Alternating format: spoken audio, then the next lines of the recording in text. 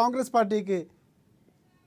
వాళ్ళకి ఏం అయితే చేయాలో అర్థమైతలేదు. ఏం మాట్లాడాలో ఇండియా కూటమిలో నేను అదే చెప్తాను. కాదంటారా? ఇండియా కూటమిలో కాదంటారు. అక్కడ ఇండియా ఐక్యత వస్తే ఆటోమేటిక్గా అధికారం రావడానికి అవకాశం ఉంది. అలాంటి అవకాశాలు వదిలేసుకుని ఈరోజు దక్షిణాది రాష్ట్రాలు ఏకం కావాలి అన్నటువంటి ప్రోపగండా తీసుకురావడం అనేది కొంచెం ఒక రకంగా విమర్శలు వస్తున్నటువంటి పరిస్థితి కనిపిస్తుంది కాంగ్రెస్ పార్టీకి. ఇప్పుడు నేను రాజశేఖర్ గారు మీరు నేను చెప్పేది అర్థం చేసుకోండి.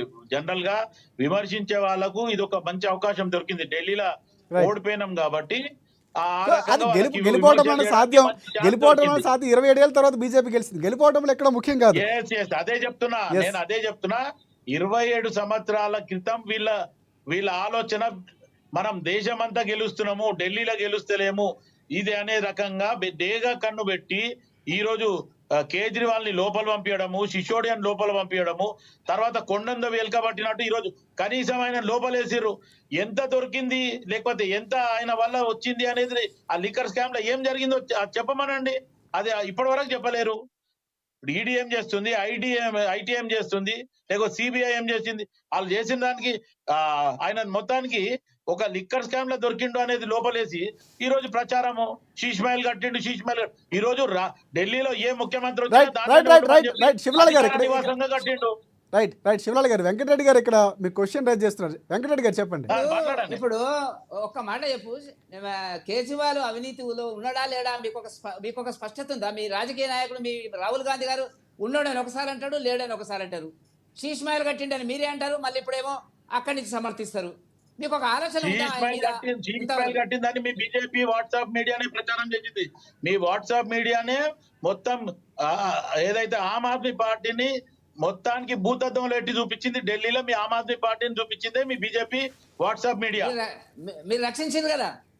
మీరు ఒకటే రాజశేఖర్ గారు, ఒకవేళ కాంగ్రెస్ కేజ్రీవాల్ కలిసి చేస్తే మాకు ఇంకో 10 సీట్లు ఎక్కువ వచ్చేది. రైట్, ఆ స్ట్రాటజీ వెంకటరెడ్డి గారు మీరే వినిపిస్తున్నారు.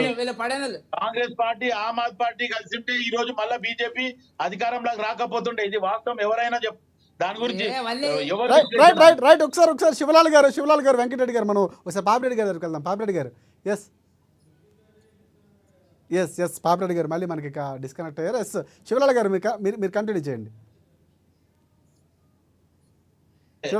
ఇప్పుడు నేనేమంటున్నా అంటే బీజేపీ ఒక రకంగా ఒక 27 సంవత్సరాల నుంచి మేము ఢిల్లీని కైవశం చేయలేకపోతున్నాము. ఢిల్లీలో మేము భారతదేశం అంతా కూడా ఎక్కడ పడితే అక్కడ ఏ రాష్ట్రంలో అయినా మేము గెలుస్తున్నాము, అవసరమైతే ఒక్కోడున్నా అని మా పార్టీలకు తీసుకొచ్చుకొని మేము బీజేపీ అధికారంలో వస్తుందంటే మహారాష్ట్రలో కానీ లేకపోతే హర్యానాలో కానీ వీళ్ళంతా ఏమేమి చేసిండ్రు అనేది ప్రతి ఒక్కరికి తెలుసు. ఢిల్లీలో మటుకు మాకు అధికారం లేకుండా పోతుంది అనేది వాళ్ళకు ఒక ఇది ఉండే.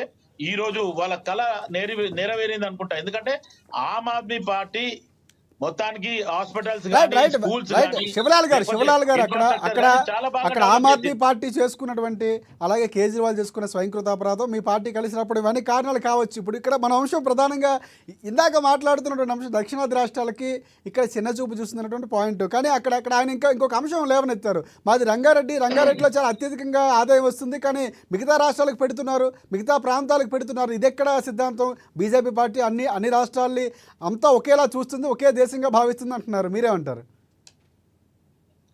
బీజేపీ అధికారంలోకి వచ్చినప్పటి నుండి కూడా దేశం కోసం ధర్మం కోసం అనడము, లేకపోతే సబ్కా సాత్ సబ్కా వికాస్ అనడము, సబ్కా సాత్ వికాస్ నయ్యే ప్రయాస్ నయ్యే కుచ్ భీ నహీ అచ్చే దిన్ ఆయేంగే అంటే సచ్చే దిన్ కూడా వచ్చే రోజులు కూడా వస్తున్నాయి. ఆల్రెడీ ప్రజలు ఒకసారి ఆలోచించాలా. ఎందుకంటే 10 సంవత్సరాల బీజేపీ ప్రభుత్వం అధికారంలో ఉంది, సెంట్రల్ లో ఏం చేసింది? ఈ రోజు తెలంగాణకి 10 సంవత్సరాల నుంచి ఏమిచ్చింది? ఈ రోజు ఆంధ్రప్రదేశ్ కి కానీ బీహార్ కి కానీ ఎందుకు ఇస్తుంది? ఇది మొదటి ప్రశ్న. వెంకటరెడ్డి గారు చెప్పాలి. ఎందుకంటే చంద్రబాబు నేను సపోర్ట్ తీసేస్తా అంటే బీజేపీ పడిపోతుంది, అటు నితీష్ కుమార్ గారు సపోర్ట్ తీసేస్తా అంటే బీజేపీ పడిపోతుంది. ఆ భయానికి వాళ్ళకి ఎక్కువ ప్రాధాన్యత ఇస్తుండ అనేది ఎవరిని అడిగినా చెప్తారు. వెంకటరెడ్డి రాజకీయ అవసరాల కోసం వారితో ఉన్నటువంటి లాలూచి కోసం మీరు అత్యధికంగా కేటాయింపులు చేస్తున్నారా? ఇప్పుడు ఒకటండి, శివలాల్ గారు అంటున్నారు, గతంలో కరుణానిధి ముఖ్యమంత్రిగా ఉన్నప్పుడు డిఎంకేలో 2G స్కామ్లో 1000 కోట్ల స్కామ్ జరిగింది. లాలూ ప్రసాద్ బీహార్లో 1000 కోట్ల స్కామ్ జరిగింది. అప్పుడు వీళ్ళే కదా ఉన్నది, కలిసి ప్రభుత్వాలు కదా ఏర్పాటు చేసినటువంటిది. అవన్నీ ఇప్పుడు ప్రశ్నలు అవన్నీ కూడా నేను ఏమంటున్నా అంటే ఎక్కడైతే ఆదాయాలు వస్తాయో అక్కడనే ఖర్చు పెట్టాలనేటువంటిది వాళ్ళకి హక్కు ఉంటుంది అనేటువంటి